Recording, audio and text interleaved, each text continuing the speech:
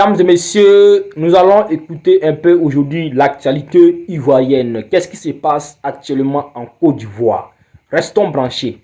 Écoutez le porte-parole d'Alassane Draman Ouattara. Vous savez, en termes de communication, un message est important, mais celui qui véhicule le message n'est pas moins important. Je ne veux pas revenir sur le passé douloureux de notre pays. Ouais les gars, quand je pense que chaque jour qu'on on se réveille, on dit encore du nouveau de ce cyberactiviste du Laurent Gbagbo est en train de casser tous les secrets sur le gouvernement ivoirien. Il n'y a pas de drapeau Ouattara. Donc les gars, sans plus tarder, je vous laisse regarder la vidéo par vous-même. Veuillez liker, commenter, surtout partager la vidéo sur mon compte d'habitude. On est ensemble, ciao. Écoutez le porte-parole d'Alassane Draman Ouattara. Vous savez, en termes de communication, un message est important, mais celui qui véhicule le message n'est pas moins important. Je ne veux pas revenir sur le passé douloureux de notre pays, mais il y a certaines personnes qui sont, de notre point de vue, disqualifiées pour tenir certains propos. Okay. Dire que l'État de Côte d'Ivoire a instrumentalisé les institutions pour en faire donc des instruments de répression peut surprendre quand on voit la liberté d'expression avec laquelle ceux-mêmes qui tiennent ces propos s'expriment. Si tant il est que nous avions transformé les institutions en instruments de répression, je ne pense pas qu'ils auraient cette liberté de ton. Il y a 10 ans, 20 ans, si ça tête. C'est déjà la première chose que je voudrais signaler. Et vous devez voir que dans ce pays, la liberté d'expression est assurée, la liberté d'expression est garantie, tout comme la liberté d'opinion. Quel pays ça? Les propos qui tiennent sont bien la preuve qu'aucune institution n'a été transformée en instrument de répression. Sinon, je ne suis pas certain que, avec des propos tels qu'ils ont tenus, ils seraient encore en liberté. C'est après ces propos que vous avez libéré la Ziggy, preuve non? que chacun peut s'exprimer. Deuxièmement,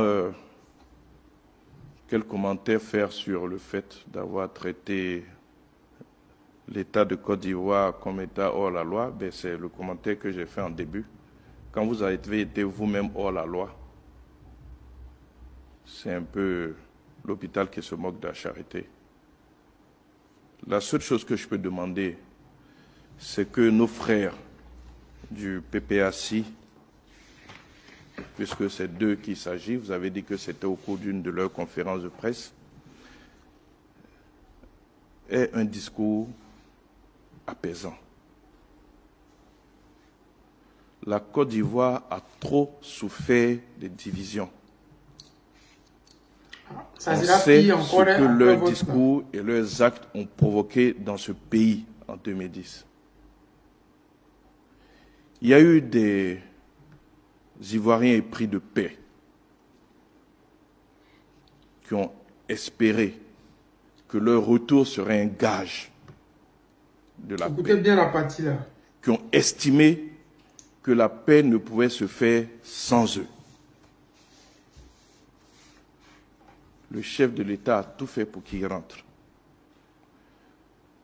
Le chef de l'État s'est même engagé, vous vous souvenez, à ce que le président Laurent Gbagbo et Charles Blé Goudé rentrent.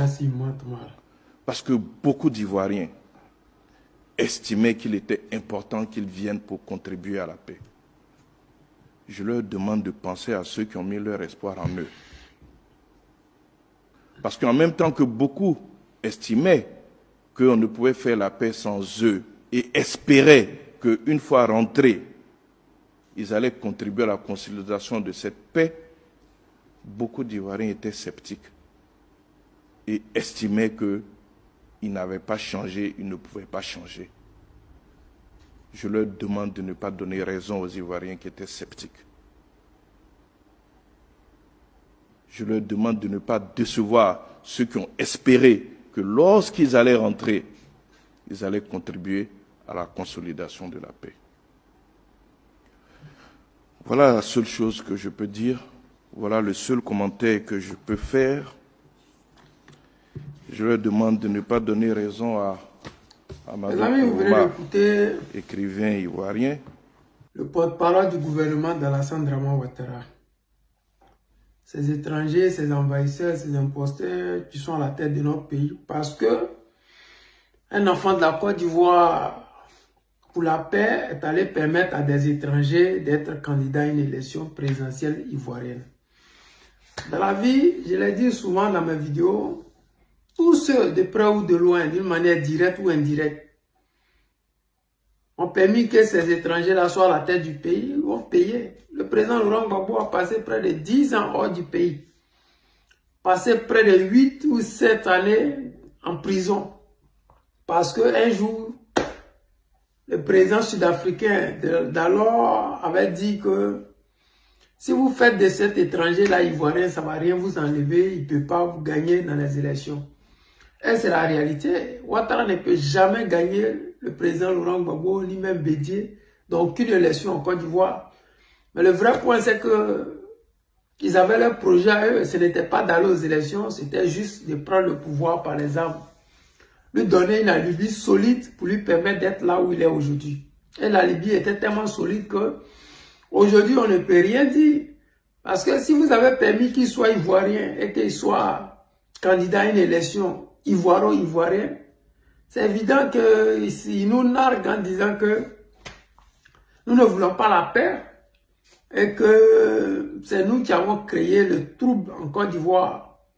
Alors qu'ils sont venus à la tête d'une rébellion, au Golf Hotel, ils étaient là-bas entourés des rebelles. Donc, bon, il y a tellement de choses à dire ici, cette histoire récente. Mais j'ai dit, et je répète encore, tous ceux qui de près ou de loin ont permis à ce que Ouattara vienne au pouvoir, ont payé. Ce n'est pas de l'amusement. Ceux qui ont permis qu'il vienne dans le sang, ont payé par le sang. Ceux qui ont permis qu'il vienne pacifiquement, ont payé par la prison.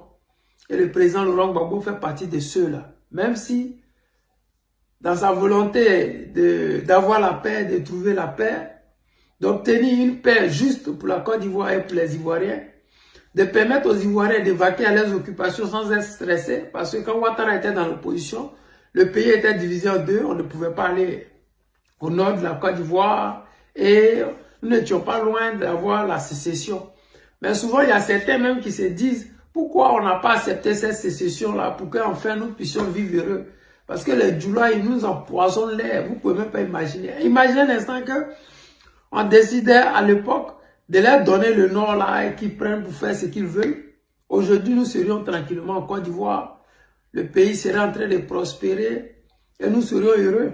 Mais bon, on s'est entêté à vouloir avoir une Côte d'Ivoire unie. Et aujourd'hui, nous constatons que nous avons perdu des villages, nous avons perdu nos forêts, nous avons perdu tout ce qui était à nous. Aujourd'hui, nous ne sommes plus loin de perdre notre identité. Parce que si les Djoula sont députés dans la Maraoué, Djoula est député à Gagnoua, Djoula est député à Divo, Djoula est député à l'ouest. Bon, vers la fin, là, c'est notre identité, nous sommes en train de perdre. Benjerville, c'est Djoula. Bon, la Côte d'Ivoire est devenue Djoula Bougou et on ne sait pas comment faire pour pouvoir redresser la barre. C'est normal qu'ils sortent pour nous narguer, pour tenir ces gens de propos-là. Sinon, si le président Laurent Gbagbo n'avait pas fait ce discours-là, je pense que le petit Ziggy serait toujours en prison. Il serait encore toujours en prison. On a le camarade Steve Biko qui est là-bas. Pourquoi vous n'en parlez pas? On a le camarade Picasso qui est là-bas. Est-ce que manifester aux mains nues peut t'envoyer en prison pour une durée indéterminée? Ça, je ne sais pas. Dosso Rodel, il est là-bas en prison.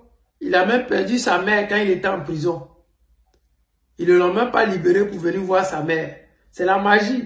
Mais nous, on sait qu'un jour, nous viendrons au pouvoir. Et tout ce que vous avez fait aux Ivoiriens là, vous allez passer devant la justice et nous expliquer comment est-ce que vous avez réussi à le faire en toute impunité et comment est-ce que la justice était aux ordres. Quels sont ces juges qui étaient aux ordres et pourquoi? La question est là, mais bon, nous allons y arriver. Les amis, c'est le président Lothar, l'ami des dirigeants qui se respectent. Je vous aime et je vous dis à tout à l'heure. Bonjour à tous. Taguez-moi Dao là-bas. Dao sans le massa. Et après, chacun va laisser son commentaire. Parce que pour moi, le massa, il ne le mérite pas du tout. Voilà. Et d'ailleurs, même, à partir d'aujourd'hui, je te baptise Bando Dao. Sans le massa. Donc voilà, aujourd'hui c'est un recadrage culturel, un recadrage historique et personnel à main levée. DBZ, pardon, je t'emprunte ton cri de guerre aujourd'hui, uniquement pour cette vidéo-là. Donc à main levée, je fais un recadrage culturel, historique et personnel pour Dao ou pour Bando Dao, alias GD. Alors, GD, vous savez, depuis plus de 2 ans sur le Facebook et qui a atterri sur le TikTok, on assiste à des petits échanges un peu houleux entre les Senang et une frange de la communauté Djoula, dont GD Bando Dao s'est érigé porte-parole. Alors, en tant que porte-parole, il a estimé qu'il fallait qu'il papillonne au-dessus du précaré Senang pour trouver ou à la recherche d'un territoire, d'un point de chute, donc d'un territoire. Parce que je veux juste rappeler que pour être ethnie, il y a des conditions à remplir, dont la condition ultime qui est d'avoir un territoire. Et comme, voulant être ethnie, ils n'ont pas encore de territoire bien défini, clairement défini, ils sont à la recherche de ce territoire, donc ils papillonnent au-dessus du précaré Senang, au-dessus des villages Senang. Et puis, il y a eu plein d'atterrissages. Il y a eu un atterrissage à Djedana, Faranikan et Bouron, où on les a recadrés là-bas. On leur a dit non, ce n'est pas Djoula, c'est Senang. Voilà. Parce que vous-même, vous avez surnommé ce village-là, son nom Baf Saba, c'est-à-dire le village des 3 foyers Fodono. Le discours, il est fini là. Ensuite, il a continué à papillonner encore de Djedana Faranikan Bouron. Il a atterri à Kadjoa. On lui a dit, Kadjoa, c'est Solo Metogoba qui a créé Kadjoa. C'est un Senang.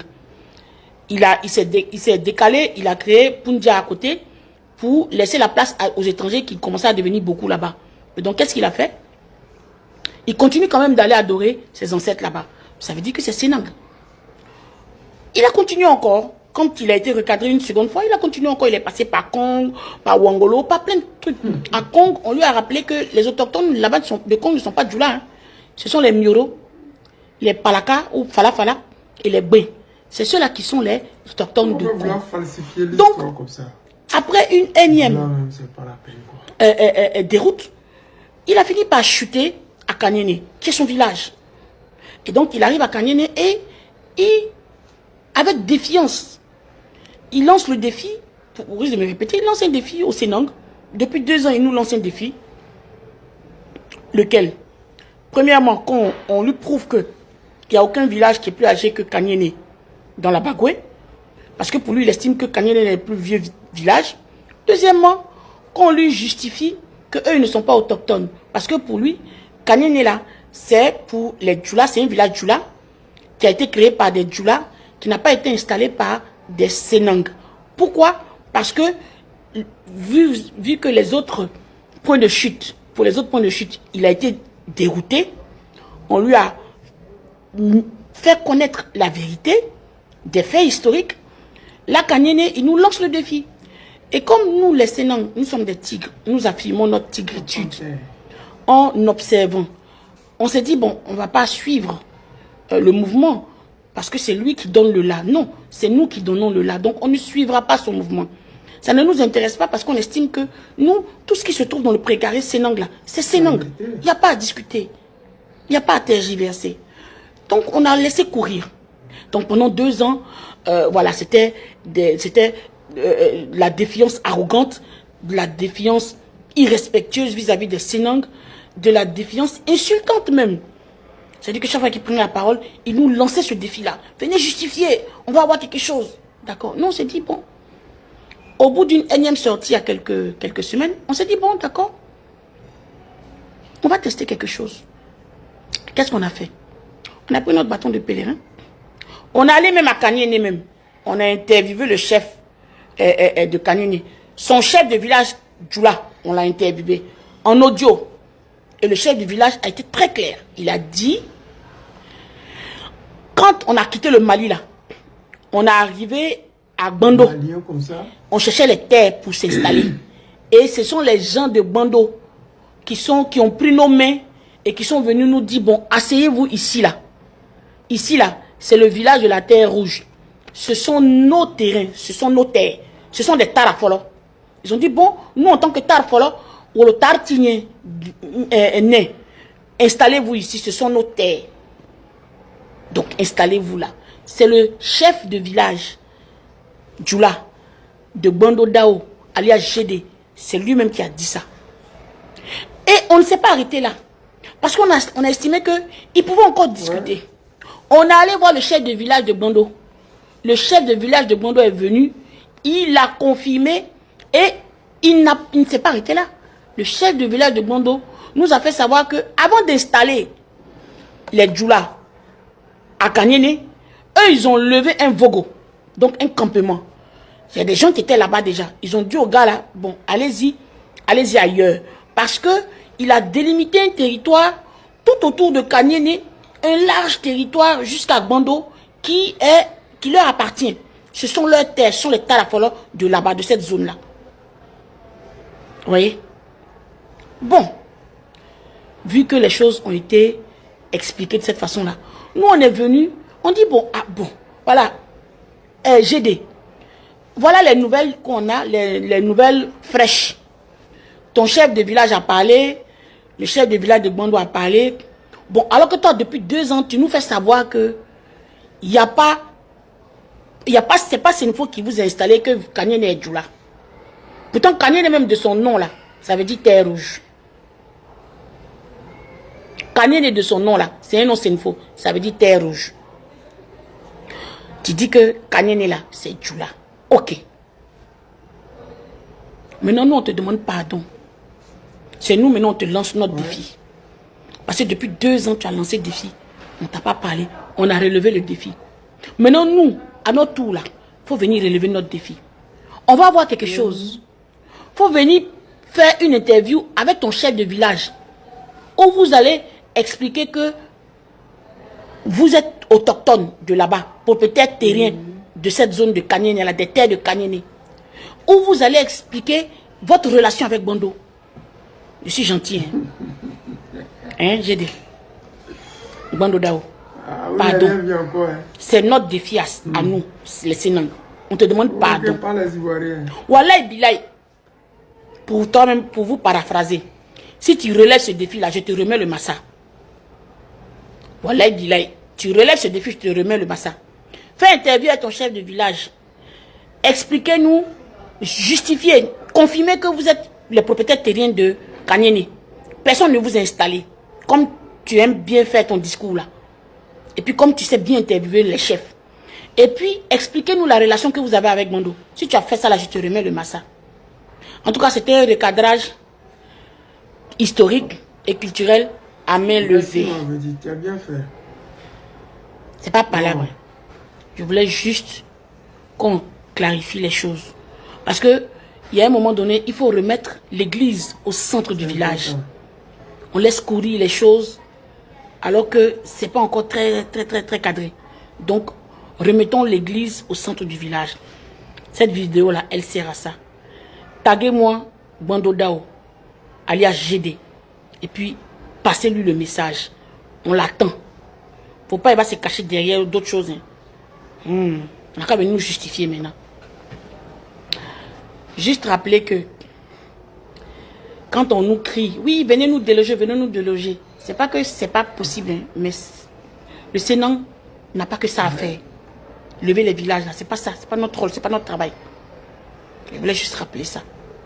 Bonne journée. Les amis, vous avez écouté la vidéo de cette jeune dame-là. C'est important parce que j'ai dit souvent que en Côte d'Ivoire, les Ivoiriens n'aiment pas les problèmes. Mais si vous voulez chercher les noises, vous allez les avoir en haut et en haut et en grand caractère, en couleur. Demandez aux Libanais, qu'est-ce qui n'a pas marché? Les Libanais vivaient paisiblement en Côte d'Ivoire. Ils faisaient les trucs, personne ne s'occupait d'eux. Un Libanais est sorti avec arrogance, mépriser les Ivoiriens, humilier les Ivoiriens, dire aux Ivoiriens, on ne peut rien créer, lui sera candidat. Et les Ivoiriens ont commencé à taper, jusqu'à aller là. Tous les cyberactivistes libanais, tous ont porté disparu. le volontariat d'après eux qui faisaient, les dons qu'ils faisaient, ils ont un peu serré, ils ont diminué. Parce que dès qu'ils allument les caméras, commentaires, allez-y au Liban. Le Liban, gars Israël, allez-y au Liban. Allez-y combattre au Liban. Ils disent qu'ils sont Ivoiriens, ils ont passeport ivoirien. Mais les Ivoiriens ne les considèrent pas comme tels. On les a tolérés. Tolérer quelqu'un ne veut pas dire avoir peur de lui. Tolérer quelqu'un ne veut pas dire que tu ne sais pas ce qu'il fait. C'est juste que tu trouves pas trop, tu donnes pas trop d'importance à ce qu'il fait. Voilà pourquoi les Libanais faisaient tout ça là. On disait à eux là, laissez-les. Mais quand le Libanais dit va devenir maire, on a commencé à les prendre au sérieux. C'est méchant comme les Djoula. Actuellement au nord, là, les Djoula, ils vont bientôt les chasser du nord. Ils vont se retrouver dans leur pays d'origine. Leur pays d'origine qui renie là. Il va arriver un moment où les Sénifos vont leur montrer la route de leur village. Vous avez vu Petit Bangma qui a commencé là, où ils les ont frappés jusqu'à ils ont traversé le village. Ils ont fui le village là. C'est comme ça. Parce que votre arrogance là, ça finit par énerver les gens. Votre mépris, votre ingratitude là, ça finit par énerver les gens. Parce que tous ceux qui étaient hier gentils avec vous, tous ceux qui vous ont dit ah laissez-les là, ils ont commencé à vous prendre au sérieux. Alors que quand tu prends ton adversaire au sérieux là, tu ne lui donnes pas le temps. Mais quand tu négliges quelqu'un, c'est là qu'il peut sortir dans le dos. Les Djoula là, nos parents sénifaux, ils vous ont négligé. Parce qu'ils se sont dit vous avez faim. Et qu'eux, ils ont des terres, ils peuvent vous loger, ils peuvent vous donner à manger, ils peuvent soigner vos enfants, ils peuvent vous envoyer à l'école. Mais bizarrement, comme l'ingratitude c'est dans le sang, vous ne pouvez pas vous empêcher d'être ingrat. Regardez Alassane Draman Ouattara. C'est le typique du Djoula qui est là. Tous ceux qui l'ont envoyé au pouvoir, ils sont où aujourd'hui? S'il les a pas déjà, ils sont en exil. C'est ça le typique du Djoula. C'est-à-dire que l'ingratitude là, c'est calé dans leur visage comme ça. Je les vois, non, ne vous mélangez pas, les Koyaga, les Maoka, ne vous mélangez pas. Mais c'est vous tous là qui avez donné poids à ces gens-là. Ou bien, la jeune fille là, c'est qu'elle a dit là. Faut sortir, qui a dit que c'est pas ça. Vous étiez bien à l'aise dans le pays là. Tout allait bien. Vous avez pris le pouvoir. Vous n'avez même pas été intelligent. Le même pouvoir que les autres ont pris et puis on partageait là. Vous avez pris le pouvoir, c'est devenu pour vous seul. Vous avez pris le pouvoir là. C'est devenu pour vous seul. Administration en ce moment-là. Ça parle du là. Dans l'armée, ça a pris comme si ce n'était pas un pays laïque. Aujourd'hui, partout, on voit que des djoulas. Et vers la fin, ça a commencé à énerver les gens. Vous avez commencé à nous sortir par les ports. Parce qu'on n'en peut plus. Et ce n'est pas sérieux. Une minorité ne peut pas se faire passer pour une majorité. Ce n'est pas parce qu'il y a Djoula à Gagnoua, il y a Djoula à Boisflé, ce qui veut dire que vous êtes majoritaire. Parce que Djoula veut dire étranger chez nous. Djoula là, ça veut dire étranger. Et la preuve est là. Jusqu'à présent, vous n'avez même pas de terre. Vous êtes à la recherche de villages. Donc quand est-ce que vous aurez une ville alors? Si allez là, vous dites que vous êtes propriétaire terrien, que Djoula c'est une ethnie de Côte d'Ivoire. Ok, où est votre village? Où est votre ville? Parce qu'en Côte d'Ivoire que nous connaissons, nous avons 60 ethnies. Et chaque ethnie a au moins une grande ville. Donc, vous là, où est votre grande ville? Vous n'allez pas prendre Séguéla. Vous n'allez pas prendre Korogo. Vous n'allez pas prendre Feke. Donc quelle est votre grande ville? C'est ça là. C'est là que ça se passe. Parce que vous n'êtes pas encore prêts. C'est juste que c'est de l'arrogance. Vous voyez? Comme les réseaux sociaux, les gens vous humilient en disant vous n'avez pas de village. Vous êtes obligé d'aller prendre le village de nos parents sénifaux. Mais ils ne vont pas vous faire ça cadeau. Hein. Au contraire, si vous ne vous arrêtez pas, ça va s'empirer. Ils vont même devoir vous chasser des soi-disant villages. Parce que les terres, c'est comme ça. Vous, quand vous logez quelque part, vous dites que c'est pour vous. Djoula de Daloa, vous n'avez pas honte, c'est chez les Bété. Djoula de Boisflé, non, c'est chez les Gouro. Djoula d'Adjamé, non, non, non, c'est pas chez vous. Vous, quand vous logez quelque part, ça devient votre village, non. Tu n'as jamais entendu un Gouro dire que je suis Gouro de Korogo. Non, il ne va jamais le faire. Voilà pourquoi on vous dit constamment, sachez attraper vos bouches. Parce que c'est votre bouche là qui est en train de vous mettre en problème. Quand Ouattara va quitter le pouvoir, là, vous allez partir à lui. Parce que désormais, en Côte d'Ivoire, On ne va plus vous donner. On ne va plus vous donner. Vous savez, et je sais. Les amis, c'était le président Lothar, l'ami des dirigeants qui se respectent. Je vous aime et je vous dis à tout à l'heure. Il y a des policiers qui m'ont arrêté tout à l'heure à Boubou. Il m'a dit que de donner mes pièces. Il lui a donné mes pièces, il a vérifié, il a vu qu'il y a tout papier. Tous mes papiers sont au complet. Il regarde, il dit que il a fait surcharge. J'ai dit ok, il n'y a pas de souci, comme il fait surcharge, il a appelé la dame qui m'a donné les colis là. Il est en train de l'appeler, il me dit pourquoi moi je suis en train d'appeler la dame. Qu'on va s'arranger ici. J'ai dit aïe, comment s'arranger ici? C'est pas pour moi le colis. Donc moi il dit ok, il n'y a pas de souci. Il me demande il y a combien. Moi il dit moi 1 heure.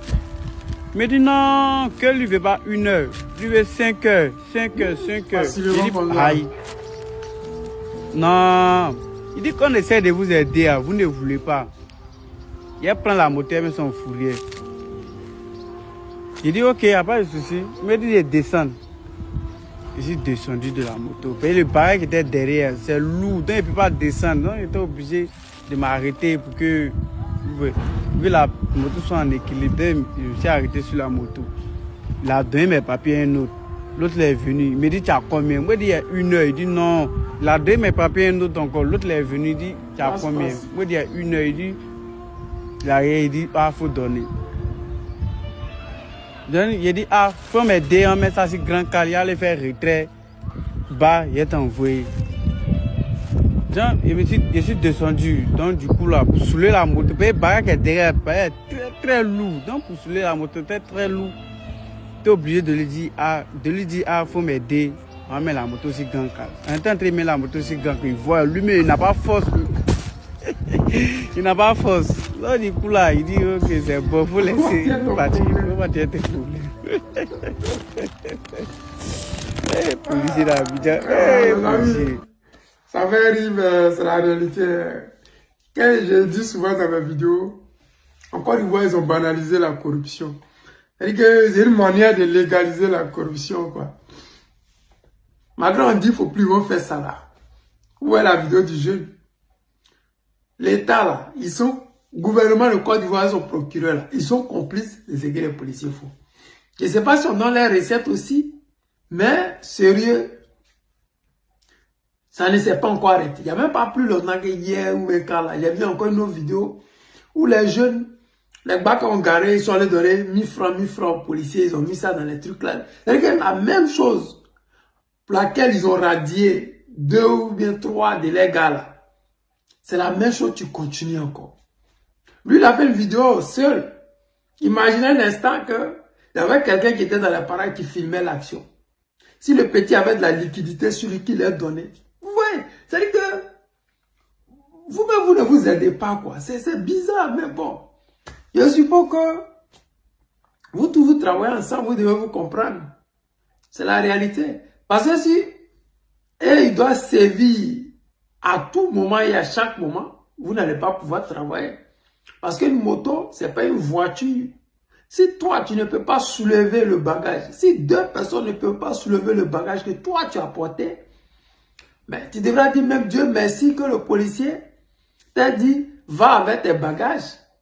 Tu devrais dire merci. Parce que une moto qui pèse peut-être 5 kilos, ou peut-être, je sais pas, 15, 20 kilos max, et toi, tu t'en prends un bagage de peut-être 50 kilos, 2 fois le poids de la moto. Et puis, on t'arrête. Toi, tu trouves que le policier là, il est exagéré. Non.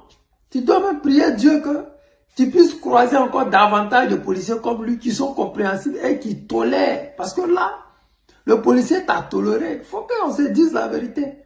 On peut dire qu'ils sont corrompus, c'est ce que vous voulez. Mais s'ils décident d'appliquer si vous là, est-ce que vous allez pouvoir travailler? Qu'on se dise la vérité. Nous, on n'est pas d'accord parce qu'on se dit que ce n'est pas l'éducation qu'on fait donner à nos enfants. Ok. Mais vous, que c'est vos collègues. Parce qu'à voir là, vous êtes des collègues. C'est-à-dire que vous entraidez. Ton bagage là, ce n'est pas un bagage qu'on doit prendre sur moto, mais plutôt dans une voiture. Même à 3 roues, 4 roues, mais dans une voiture. Mais toi là, c'est sur moto, toi tu prends ces bagages là. Maintenant, eux là, ils ferment les yeux sur ça. Toi-même, quand tu vois la moto que tu ne peux pas soulever là, imagine que tu fasses comme ça et que tu tombes. Tu vas faire comment? Tu vas t'écraser. C'est vous les mêmes là qui vont venir encore dire que non, les policiers ne sont pas bien. Ils voient ces gens de bagages là, ils laissent passer. C'est-à-dire que toi, tu es venu les afficher. Tu as même indiqué le coin à Bobo, c'est monté, c'est sorti. Mais tu te fais du mal à toi-même. Parce que toi, avant de prendre ce colis là, tu sais que ça pèse. À quoi tu as pensé? Souvent là, dites merci aux policiers. Dites-leur merci. Parce que s'ils veulent l'appliquer, si vous là, voilà, vous n'allez pas pouvoir travailler. Il faut qu'on se dise la vérité. S'ils veulent appliquer, si vous, vraiment, s'ils veulent appliquer à la lettre, ce qu'on leur a appris à l'école de police là, ce qui est dans la loi, ce que dit nos tests là, vous n'allez même pas pouvoir travailler. Parce qu'à longueur de journée là, vous êtes en infraction. C'est pas de l'amusement. À longueur de journée, vous êtes en infraction. Une moto, c'est pas fait pour soulever le bagage. Les camions sont là pour les bagages. Pas des motos. Et même les voitures encore. Ce n'est pas toutes sortes de voitures qu'on peut prendre pour soulever des bagages. Ça aussi, c'est une réalité. Les policiers là, ils ferment les yeux sur certaines choses. Sinon, les voitures personnelles, ce n'est pas fait pour ramasser des bagages. Dès que le bagage ne dépasse le coffre là, on ne prend plus. S'il y a des passagers là, ce n'est pas fait pour mettre bagage là-bas. Donc vous devez comprendre. Souvent là, j'ai comme l'impression qu'il y a certains d'entre vous qui êtes un peu inconscients. Et surtout toi, tu as fait cette vidéo là. Tu es inconscient. Parce que tu penses que c'est les policiers là qui sont en tort. Ils sont en tort, oui. Mais pas devant toi. Pas comme toi, tu penses qu'ils sont en tort là. C'est pas ça là. Le fait que ce qui fait que moi j'ai dit ils sont en tort, c'est d'avoir voulu prendre de l'argent avec toi. C'est-à-dire 1000 francs, ils t'ont même demandé 5000 et tout ça. Mais toi, tu es plus fautif que eux. Parce qu'une moto, ce n'est pas fait pour soulever des bagages. Il faut que tu comprennes ça. C'est parce que nous sommes dans un pays pauvre, sous-développé. Nous sommes, bon, pas pauvre, sous-développé, voilà. Parce que pauvre, c'est trop mal poli, quoi. La Côte d'Ivoire n'est pas pauvre. La Côte d'Ivoire est immensément riche. Draman Ouattara a appauvri la population ivoirienne. Voilà, ça, c'est ça qui est la réalité. Sinon, la Côte d'Ivoire n'est pas pauvre. Si la Côte d'Ivoire était pauvre, les Libanais ne seraient pas devenus des milliardaires. Les Sénégalais, les Français, c'est que la Côte d'Ivoire a du potentiel. Mais, toi, vraiment, tu as eu le courage de faire cette vidéo-là. Il faut te revoir, mon frère. Il faut vraiment te revoir. Moi, je soutiens votre cause. Mais le tout, si là, moi, je ne suis pas d'accord avec toi. Il faudrait que tu t'arranges pour effacer cette vidéo-là. Il ne faut même plus avoir à l'idée de faire ce genre de vidéos. Parce que dès lors qu'ils ont dit qu'il faut partir là, toi, tu dois prier Dieu. Ou bien tu penses que tu es trop dans ton droit et puis eux là, c'est eux qui ne sont pas dans leur droit comme ils ont besoin d'argent. Non, ils sont dans leur droit. Maintenant, le fait de te demander l'argent là, c'est parce qu'ils veulent fermer les yeux, que le policier ait fermé les yeux sur ton infraction. Toi, tu devrais dire Dieu merci. Tu devrais même implorer tous les dieux de tes ancêtres pour leur dire vraiment merci. Sinon, s'ils ont dit, tu leur donnes 5000 ou rien là. C'est 5000 ou rien. Ils vont prendre ta moto, ils vont mettre en fourrière. Tu as une infraction. C'est-à-dire qu'au lieu de payer 5000, tu vas payer toute la journée. C'est ça la réalité. Soyez souvent intelligents. Et ne pensez pas que c'est partout qu'il faut faire des vidéos. Voilà, il y a des vidéos qui vont plus de nuit que t'apporter le bonheur. Il y a souvent, quand tu penses qu'en voulant être trop intelligent, tu finis par tout perdre. Parce que si les policiers là, si le dernier n'était pas compréhensible, tu allais voir qu'ils allaient prendre ta moto, mettre en fourrière, bagage, vous tous, l'autre côté. C'est ça la réalité. Les amis, c'était le président Lota, l'ami des dirigeants qui se respectent. Je vous aime et je vous dis à tout à l'heure. Voilà. Cette histoire de correcteur, chers amis, chers parents d'élèves, surtout j'interpelle les parents d'élèves. Il paraît qu'il y a une association des parents d'élèves. Il est temps que vous puissiez vous lever et prendre ce dossier à bras le corps. Rencontrer le ministère de l'Éducation nationale et discuter, surtout le ministre. Cette vidéo aussi, c'est pour monsieur le ministre. Vous venez d'arriver à la tête de ce département. Et les gens, dans leurs vieilles habitudes, vont vous faire échouer dans votre mission. Quand j'ai publié ma vidéo, qui a eu plus de 1 700 000 vues, plus de 265 000 likes, plus de 14 000 commentaires et même, non, plus de 10 à 15 000 commentaires et plus de 14 000 partages, j'ai reçu encore certaines informations et je vais vous partager ces informations. Il y a quelqu'un qui a réagi, qui m'a fait penser qu'il était enseignant. Il m'a dit, oui, vous pensez que ce sont les enseignants du privé qui sont mauvais, ce sont les enseignants plutôt du public qui sont mauvais. Moi, je ne rentre pas dans ce genre de débat. J'ai parlé d'enseignants du privé, je vais vous donner la raison tout à l'heure. Mais dans ses propos, il m'a fait entendre que eux, en tant qu'enseignants, ils n'ont pas de temps à perdre sur la copie d'un élève. Quelqu'un qui aurait pris 9 mois, dont les parents auraient payé même souvent 1 million, même plus pour la scolarité de leur enfant. Moi, la scolarité de mon fils, c'est 500 000 francs, plus. Sans compter les autres frais, je me retrouve presque à 1 million par an. En prenant les charges, tout, nourriture, transport. C'est au moins 1 million. Pas pour me vanter, mais certains enseignants, comme celui qui a parlé, je ne pense pas qu'ils puissent mettre ce même montant dans l'éducation de son enfant. Et ils sont nombreux, ces parents, qui font même plus que moi, au moins en fonction de leurs moyens. On se sert, on se prive pour nos enfants. Et lui qui me dit, on n'a pas le temps à perdre sur la copie d'un élève quand on n'arrive pas à trop bien lire sa copie.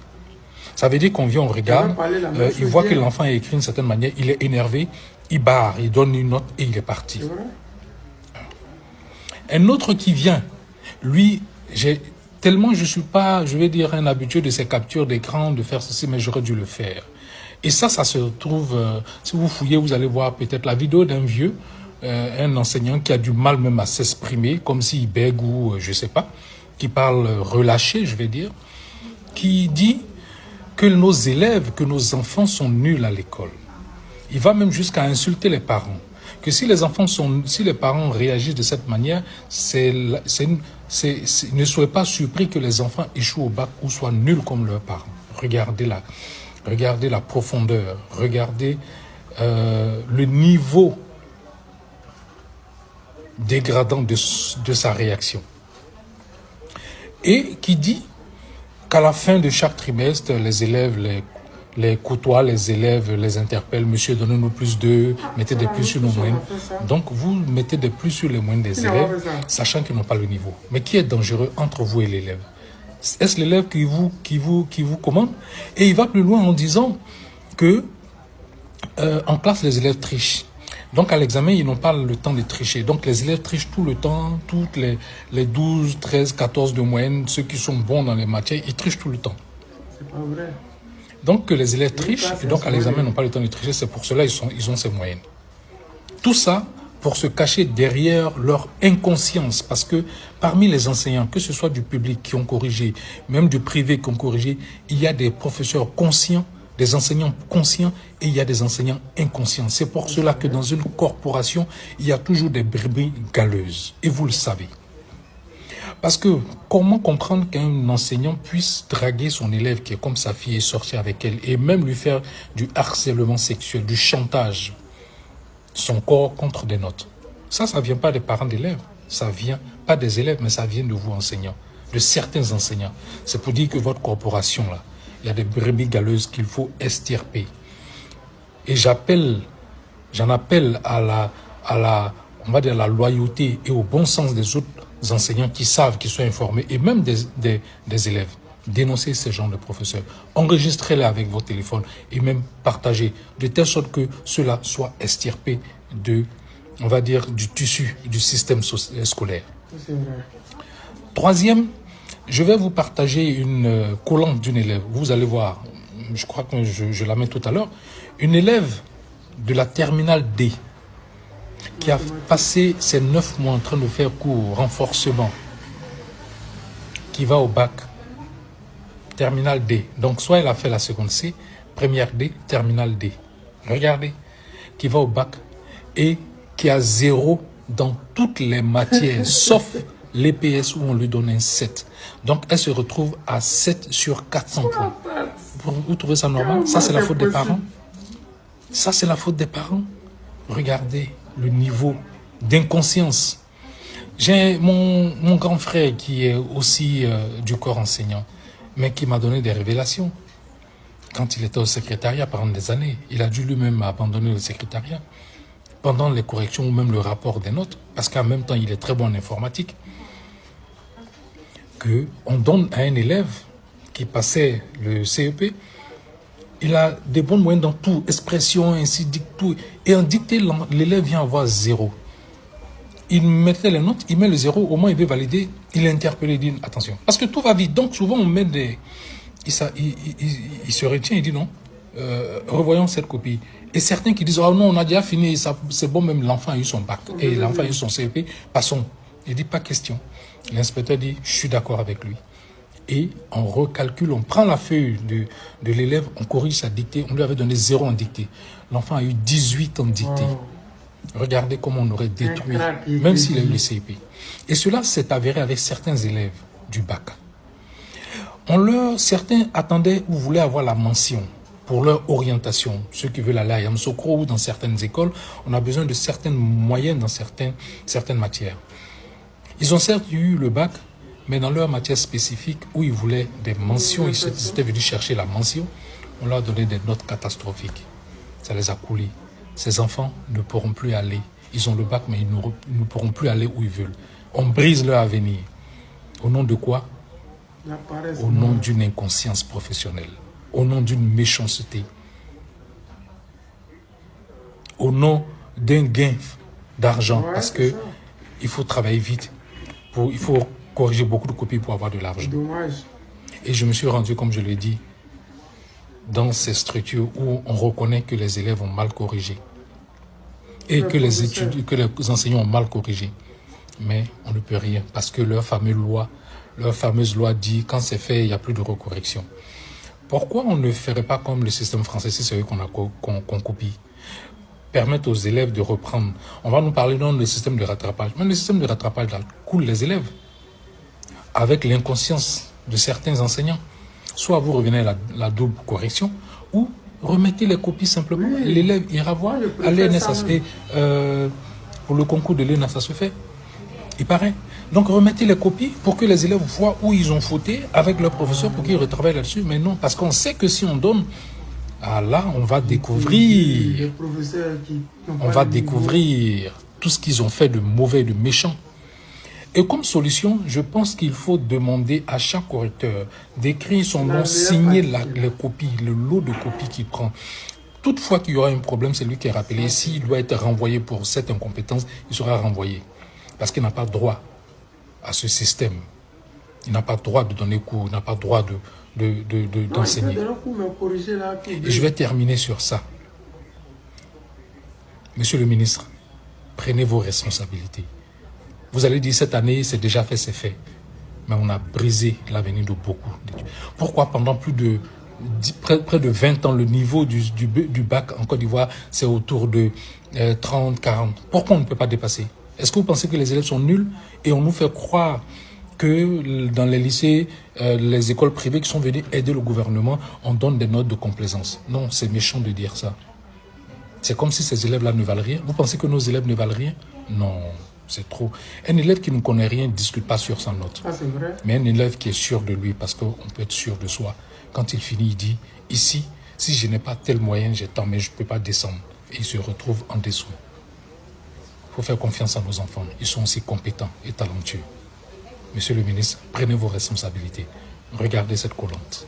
Vous avez écouté la vidéo de ce monsieur-là.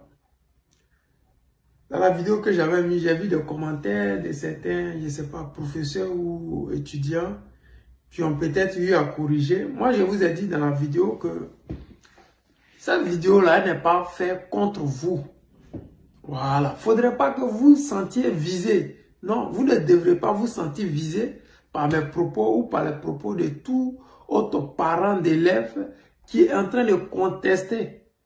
Mais est-ce que ce n'est pas vrai ce qui a été fait? Un élève ne peut pas avoir 0 partout et avoir 7. En EPS, ce n'est pas possible. Ta présence seulement d'abord doit te donner 2. C'est-à-dire que ceux qui corrigent même là, ils ne savent même pas. Je ne sais pas. Ta présence en classe doit te permettre d'avoir 2. Comment tu peux avoir 0 quand tu es en classe? Ou bien l'élève n'est pas venu. Ok, on peut dire elle n'est pas venue, elle a 0. Mais dès lors que tu as ton pied dans la salle, là, minimum tu dois avoir 2. Parce que c'est ta présence là, ça compte. Ça veut dire que tu voulais faire, mais comme tu ne connais pas, ok, prochainement l'année prochaine. Mais vous donnez 0 à des gens comme ça. C'est-à-dire que les personnes qui corrigent là, eux-mêmes, là, soit c'était leurs copines, et ils ont appelé les gars entre eux, les réseaux mafieux, pour dire, bon, si vous voyez cette copine là-bas, faites comme ça. Sinon, ça n'a pas de sens. Maintenant, vous qui pensez que vous êtes visé là, moi, je ne vous comprends pas. Hein. Sérieux, je ne vous comprends pas. Si tu ne te reproches rien, pourquoi tu te sens visé? C'est comme on dit, les policiers, il y a des policiers corrompus, il y a des policiers corrompus. Ok. Mais si tu n'es pas corrompu, pourquoi est-ce que toi, tu dois te sentir visé par quelque chose dont tu ne te sens ni de près ni de loin? C'est ça que j'ai dit dans la vidéo. J'ai dit, vous qui n'êtes pas responsable de ça, vous qui avez eu votre diplôme durement, vous qui avez le niveau d'études qu'il faut pour pouvoir corriger ces feuilles-là, vous ne devrez pas vous sentir concerné par ces propos des parents d'élèves qui contestent le fait que les enfants aient eu 0. Mais n'oubliez pas que le RDA unifié RHDP a recruté des gens sous des bases que simplement le gars est Djoula. Il est Djoula, je le connais, il connaît quelqu'un qui connaît quelqu'un.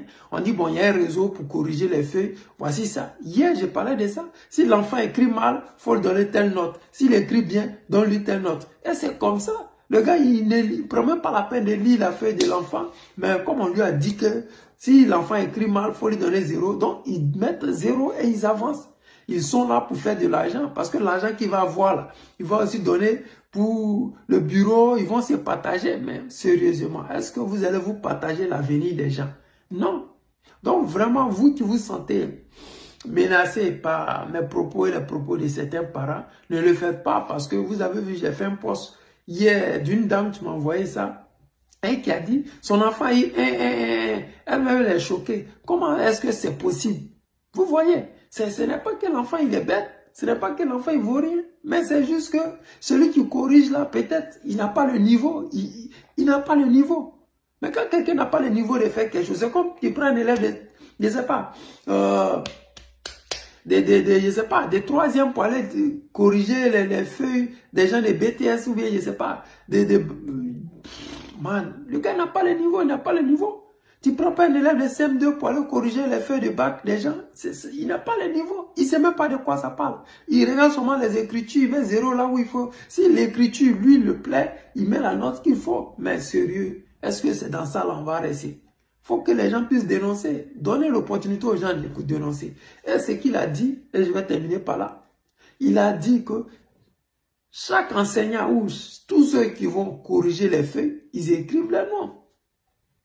Quand c'est comme ça là, s'il y a des réclamations et que cette personne-là, plusieurs feuilles sont revenues en disant réclamation, mais cette personne-là, il ne va plus jamais corriger. Il peut être enseignant, ok, mais corriger les feuilles de qui que ce soit encore, plus jamais. C'est pas compliqué. Donc vraiment, les amis, ne vous sentez pas visés par ce que nous disions. C'est vrai, parce que supposons que vous aussi, vous êtes des parents d'élèves et que vos enfants ont ce problème-là. Qu'est-ce que vous allez faire?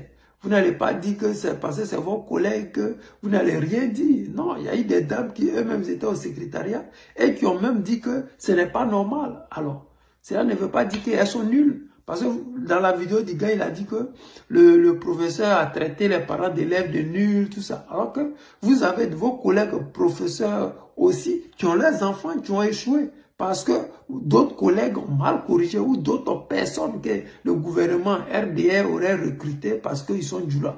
Vraiment, c'est un problème.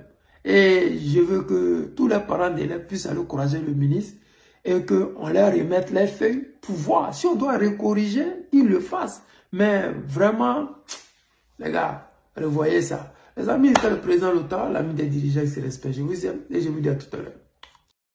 Draman est couché. Les gars, Draman est couché. Maintenant là, c'est clair. Je mets au défi tous les habitants de Conques. Vous qui êtes à Conques là, allez-y, il y a une tombe qui est en train d'être construit sur un terrain d'1 hectare. La tombe là, ça appartient à qui? Qui est tellement influent dans la ville de Congo qui doit être inhumé dans une tombe qui est construite sur un terrain d'1 hectare? Dites-moi, on dit là où vous cachez là, c'est là où on dort. Draman est couché. Draman, il est couché. Ça, il n'y a rien à faire. Vous qui habitez à Congo, là, vous qui êtes à Congo, au cimetière de Congo, il y a un terrain d'1 hectare où les gens sont en train de construire une tombe. Un terrain d'1 hectare pour une seule tombe. Dites-nous. Dites-nous. Venez dans les commentaires ici, venez témoigner. Vous qui êtes au courant là, venez témoigner. Voilà. Ou si vous avez peur que les gens voient vos commentaires là, écrivez-moi un PV. Parce que l'information est fiable, l'information est sûre, ça vient du bois sacré. Voilà pourquoi les gens sont en train de vendre les terrains. Ils sont en train d'arracher les terrains aux Ivoiriens pour vendre ça à leurs partenaires. Pour que Ténébrahima Ouattara soit le chouchou, soit soutenu par ses partenaires-là. Voilà. Donc le sacrifice de mettre aujourd'hui les Ivoiriens dehors, c'est pour que Ténébrahima Ouattara soit soutenu. Et c'est ce qu'ils sont en train de faire. Ils s'en foutent de vous. Parce que Draman est parti. Draman, il est parti. Famille, gardez cette information-là et demain, vous allez me le dire. Vous allez venir témoigner que c'est ça qui avait dit ça.